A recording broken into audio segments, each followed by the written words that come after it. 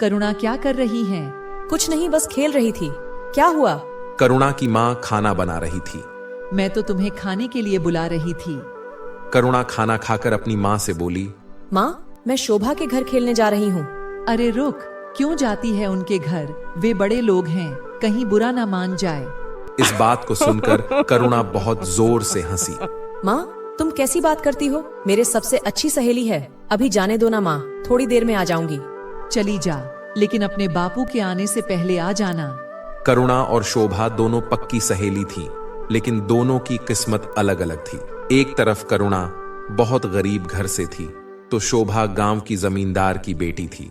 दोनों सहेली एक ही स्कूल में पढ़ती थी। एक दिन शोभा स्कूल आई और करुणा से बोली, करुणा, मेरे माता पिता मुझे शहर भेज रहे हैं पढ़ने के लिए। तू मुझे भूल तो नहीं जाएगी? शोभा मत जा, कोई बहाना बना दे। काश यह मेरे बस में होता, लेकिन वादा कर, तू मुझे भूलेगी तो नहीं। और जब भी मैं छुट्टियों में गांव आऊंगी तो तुझसे मिलने जरूर आऊंगी। शोभा को उसके माता पिता शहर पढ़ने के लिए भेज देते हैं। करुणा वहीं गांव के स्कूल में पढ़ती रहती है। धीरे धीरे दोनों बड़ी होने लगते हैं। करुणा की पढ़ाई गांव से होने के कारण ज्यादा नहीं पढ़ पाती। उधर शोभा डॉक्टर बन जाती है। एक दिन शोभा अपनी मां से मिलने गांव आती है। शोभा शहर से अपने सहेली के लिए बहुत से उपहार लाई थी। वह भागती हुई जाने लगती है, तभी उसकी मां रोकती है। बेटा, वह लोग बहुत बुरे हालात में हैं। उसके पिता का स्वर्गवास हो चुका है। माँ भी बहुत बीमार रहती है।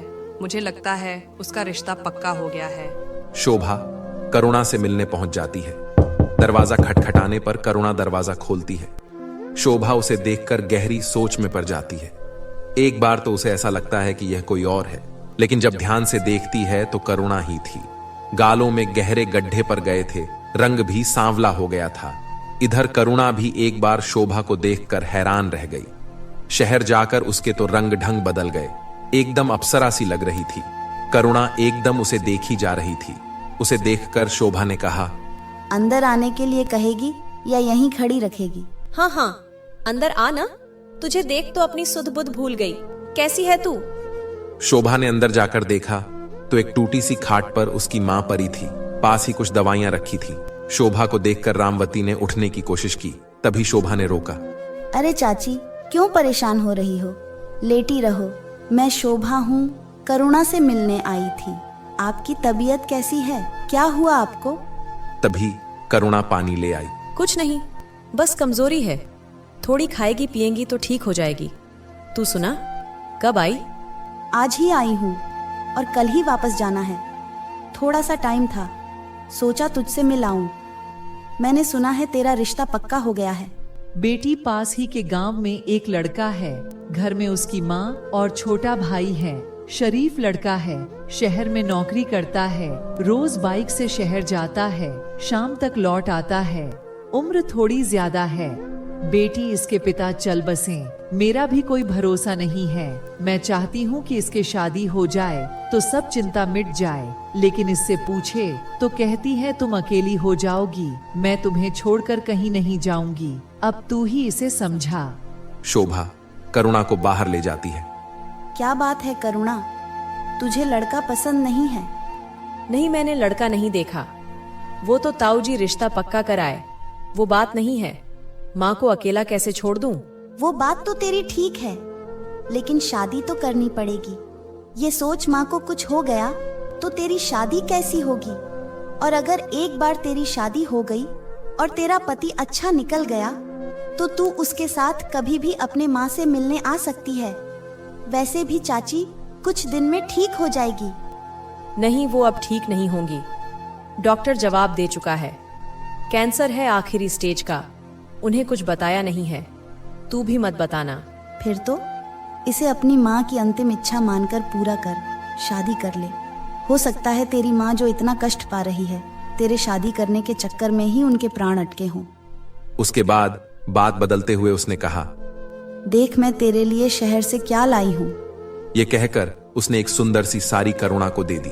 इसकी क्या जरूरत थी? करुणा, एक बात याद रखना, मैं कहीं भी रहूं, गांव में या शहर में, शादी के बाद अपने ससुराल में तेरी मेरी दोस्ती नहीं टूटनी चाहिए। जरा सी भी परेशानी मत उठाना। जीवन के किसी भी मोड़ पर खुद को अकेला पाए तो सीधे मेरे पास चली आना। तेरी यह सहेली हमेशा तेरे साथ खड़ी है। करुणा कुछ बोल न सकी। उसकी आंखों से टप टप आंसू बह रहे थे। माहौल को हल्का करने के लिए शोभा ने कहा, अब चाय भी पिलाएगी या यूं ही टरका देगी? चाय पिला दे। अगली बार आए तो पता लगा मेरी सहेली अपने ससुराल पहुंच गई। वैसे हम भी कुछ कम नहीं हैं, वहीं जाकर तुझे पकड़ लेंगे। करुणा हंसते हुए चाय बनाने चल दी। कुछ देर बाद करुणा और शोभा चाय पीने लगी। शोभा शहर आकर अपने काम में लग जाती है। इसी तरह समय बीत रहा था। एक दिन शोभा गांव आती है। शोभा अपनी माँ से बात करती है। माँ, मैं एक लड़का शहर में पसंद कर लिया है। वह भी डॉक्टर है और मेरे ही अस्पताल में नौकरी करता है। यह तो ठीक है बेटा, पर मैं एक बार लड़के से मिलना चाहती हूँ। तू उसे किसी दिन खाने पर बुला ले। वैसे तो तुम दोनों समझदार हो, पर मुझे उससे मिलना है। शोभा बहुत खुश होती है। वह करण को फोन पर सारी बातें बता देती है और घर आने के लिए कह देती है। तब समय पर करण अपने पिता के साथ उनके घर पहुंच जाता है। बातचीत का सिलसिला चलने लगता है। सारी बातें तय हो जाने पर दोनों की शादी पक्की हो जाती है।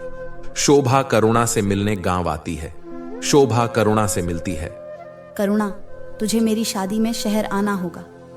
शोभा, तुझे शादी की बहुत बहुत बधाई हो, लेकिन मैं माँ को अकेला छोड़कर नहीं आ सकती। करुणा, एक दिन निकाल ले। किसी तरह किसी को माँ के पास छोड़ देना।